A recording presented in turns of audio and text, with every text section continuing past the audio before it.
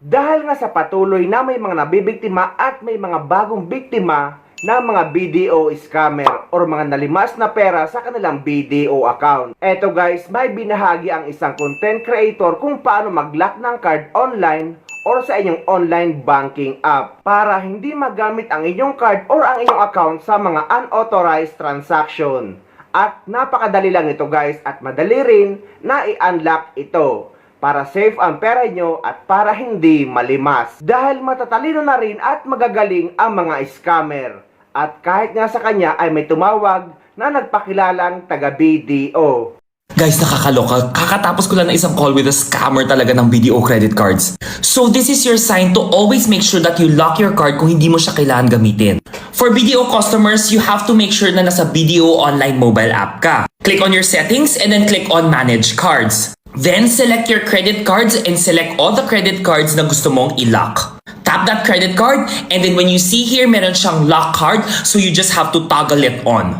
And then makikita mo na nakasulat dito, lock na yung card na yan. Now, when your card is locked, there will be no incoming transaction. So kung gamitin man yan online, kung gamitin man yan, kung nanakaw yan, iswipe man yan, magde-decline po yan. For other banks, for example, BPI naman, nasa settings yan and then you click on card control. And then sa card control, make sure that you also click on your card and then just make sure that you temporarily block your credit card. And last but not least, some other credit card apps out there and banking apps meron rin siya. For example, this bank will also have it and then click on manage and then click on lock card.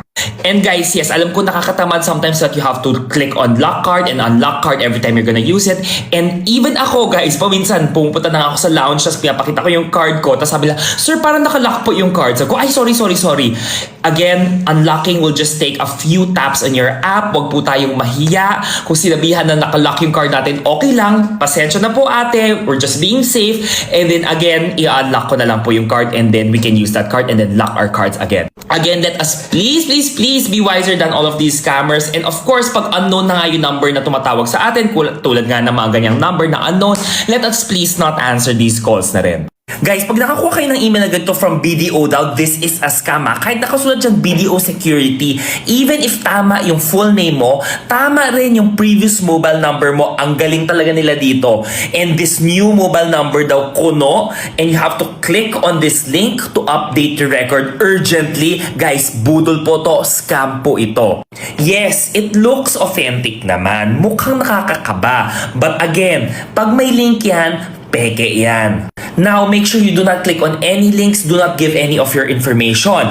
And kung nagdududa ka, you can always call BDO's hotline. Not only that guys ha, if ever nabigay nyo mga information nyo, diretso i-report nyo na kaagad sa BDO hotline. Now, syempre, tatanong nyo sa yung mga BDO hotline, don't worry, pinadali na rin namin yan. If you still haven't downloaded the KKB app, the Kaskasan Buddies app, you can download it. And if you go to your card section, click on BDO here. Tapos select any of your card here, just click on learn more. Scroll sa pinakababa ng card section na yan, you will be able to find all the different BDO hotlines here. Nandyan yung email, nandyan yung Viber number, nandyan yung mga Metro Manila, domestic toll-free, even your Globe landlines, and international toll-free number IAC if ever kailangan nyo. Lahat na sa Kaskasan Buddies app. Available din po yan for Android at saka for iOS. Now, for help and support naman, if ever you want to report other crimes, diba cyber crimes, nandito rin naman sa help and support yung number ng PNP. Pwede rin kayo mag-ask ng help dyan or if ever you want to report any of those crimes that might have happened. Again, munting paalala guys ha, kahit na tama yung mga numbers, tama yung mga details na nakalagay dyan,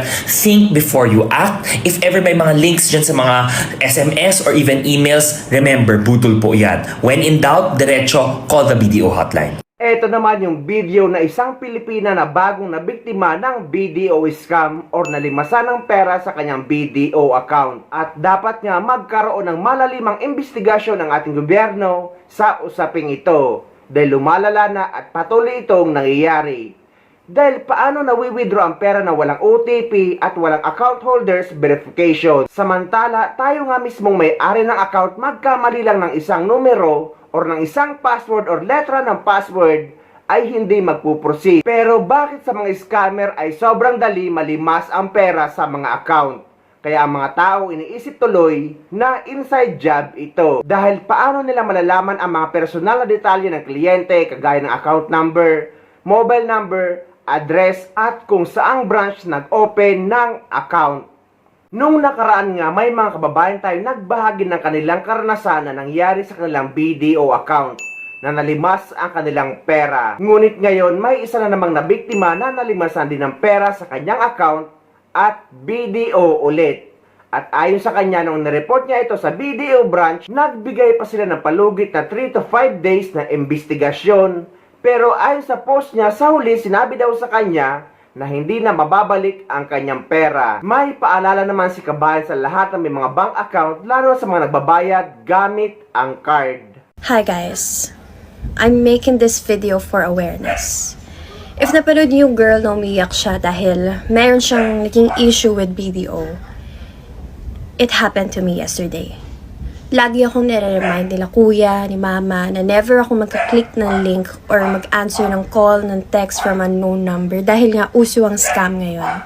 So yun ang nakatatak sa utak ko. So ito na nga nangyari. Yesterday, I was driving at notif ang phone ko from BDO alert na meron daw akong transaction na ginagawa without OTP ha. So, tinadma ko lang yung text na yun kasi alam ko naman sa sarili ko at kampante ako na wala naman akong ginagawang transaction. Dedma. Pero nung umabot na sa point na sunod-sunod na yung text, na-bother na ako. Pumunta ako sa online app ng BDO at chinek ko. Doon ko na-confirm na meron ngang bumabawas sa account ko. At sobrang daming transaction na niyang ginawa. So weird. Kakagaling ko lang ngayon sa BDO at nireport ko yung nangyari. So kunento ko, chu. At ang best lang nilang may tulong sa akin ay i-block ang card ko at i-report. At kailangan ko maghintay ng mga 5 days dahil nga investigate pa nila yung nangyari. Dami kong questions sa kanila. Like, madami na bang nag-report na ganito din situation? May babalik ba yung perang nawala sa akin? Ang sagot nila, yes, madami na nag-report sa kanila na ganito rin ang situation. And about sa pera na nawala, hindi sila makapagbigay ng assurance if may babalik ba yun. Dahil kailangan ko nga antayin yung pag-investigate nila at dun ko palang malalaman if mababalik ba talaga sa akin yung nawalang pera. My God, pinaghirapan ko yung perang yun. Tsaka pambayad na yun sa tuition ng kapatid ko. Sana naman maayos na BDO ang system nyo. Kaya nga kami nagpapasok ng pera sa bank para safe. Tapos may mga ganitong mangyayari. Take note guys hindi lang ito sa BDO nangyayari. Sa ibang bank din. If meron kayong ma-receive na text na sunod-sunod na ang transaction, magtaka kayo guys. I-check nyo na yan sa account niyo. Huwag nyo akong gayahin na naging kampante ako. I-lock nyo na ang card nyo, tumawag kayo sa hotline, i-report nyo yung nangyari. Alam nyo, yung mga tao kasi ngayon, gusto nila easy money na lang. Ayaw nila yung paghirapan nila, yung trabaho nila at lumaban ng patas. At alam nyo guys, yung style pa nila, yung text sa akin, unti-unti nilang binabawasan yung account ko. Talagang sobrang daming text sa akin. Ganto kadaming text. Magtaka na kayo. Lesson learned din ito for me. Kahit yung pag-link ng bank account sa mga app, wag na wag kayong basta magbibigay ng mga bank information. Lalo na kapag sa mga restaurant, sa mga store, kayo na mismo ang lumapit sa cashier para magbayad. Huwag nyo hahayaan na may ibang taong maghawak ng card niyo. Dapat kayo lang talaga. I-make sure nyo talaga yun. Ingatan nyo yung card nyo. Mahirap na magtiwala sa mga nakapaligid sa atin. Ayun lang guys. Gusto ko lang maging aware kayo at sabihin sa inyo na this is not a joke. It's really happening. Mag-ingat kayo guys. Yung babae na tinutukoy niya na nabiktima din ng BDO scam na nalimasan ng pera sa 3 BDO account niya, eto yun guys.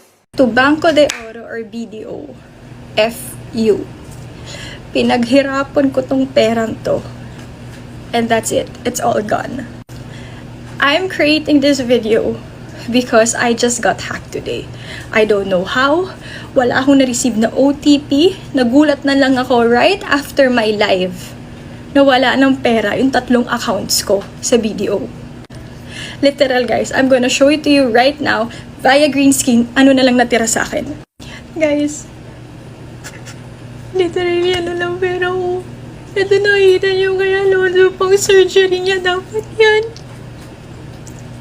And Jenny, nalipal pang bayad ko sa mga sewer, sa tahian, sa tela. Wala, 48 pesos na lang.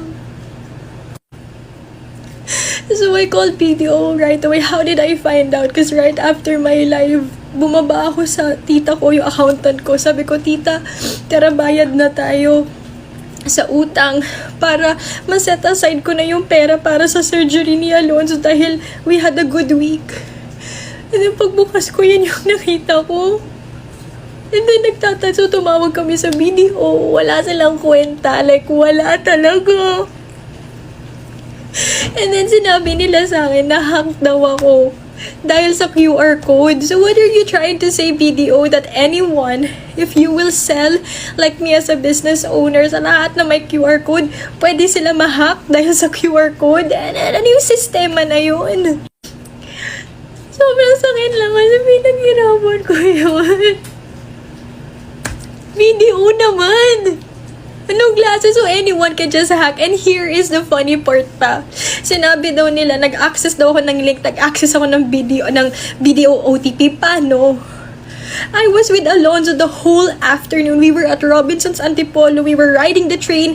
We were at Tom's World. I didn't even use my phone. The transaction happened at 12:59 p.m. I did not receive any OTP. And here's the worst part. Ang isang online transaction, ang maximum lang yan is 50 to 100k pesos per day.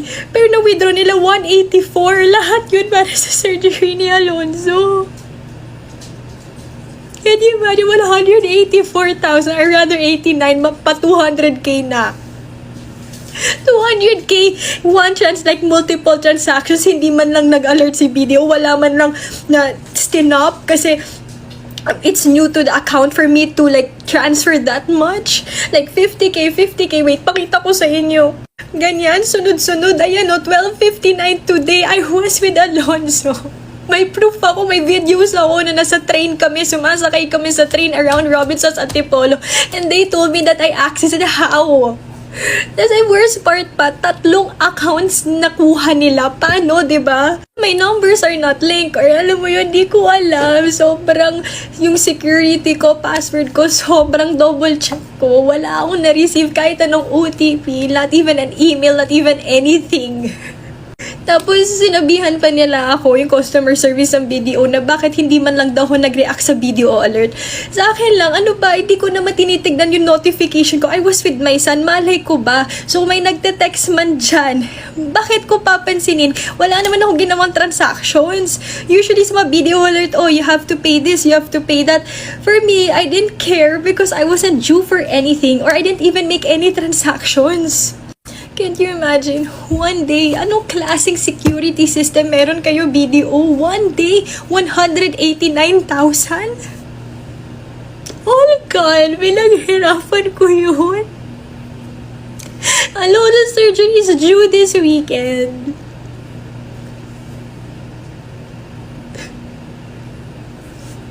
Hindi ko alam.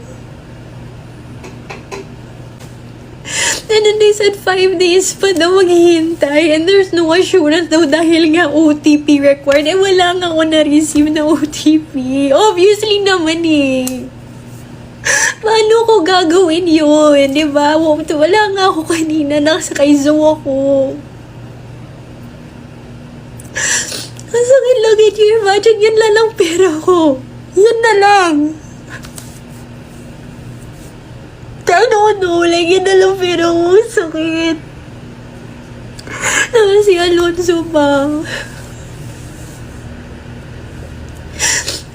I know I have to move forward and fight. Pero alam mo yung inisip mo na parang paano na bukas? Paano na to? Paano na? I'm due to buy Alonzo's milk. Medicines tomorrow. May therapy siya sa Wednesday. Ganun to find out, 98 pesos lang meron ka. Tapos yung inipo mo pang surgery ni Zoe for months, it's all gone. Tapos yung babayaran mo pa sa tahian, yung pinaghirapan mong live selling for weeks, it's all gone.